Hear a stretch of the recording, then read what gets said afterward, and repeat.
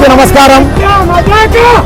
రేపు మా దైవం మా బాలయ్య బాబు గారు నటించిన డాకు మహారాజ్ సినిమా ప్రపంచవ్యాప్తంగా సంచలనం సృష్టించడానికి రాబోతా ఉంది.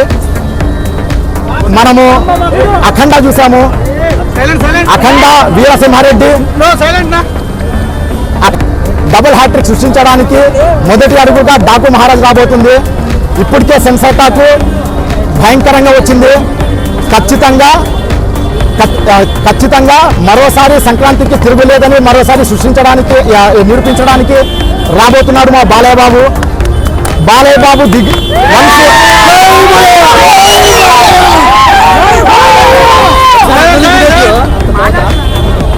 ఒక్కసారి మన బాలయ్య బాబు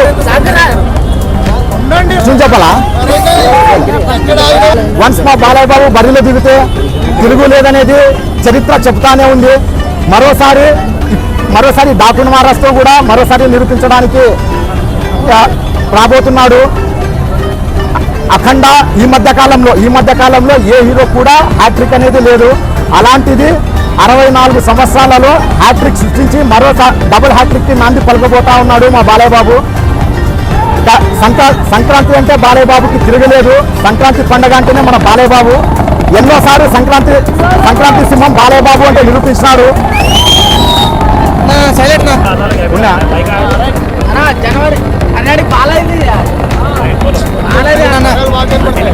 సంక్రాంతి అంటే మరోసారి చరిత్ర సృష్టించడానికి మా బాలయ్య బాబు వస్తున్నారు.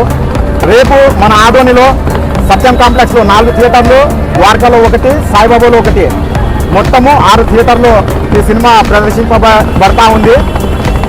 కనుక ప్రతి ఒక్కరూ సినిమా వీక్షించి కాలర్ ఎగరేసుకొని తిరిగి వెళ్లాల్సిందిగా కోరుతున్నాము.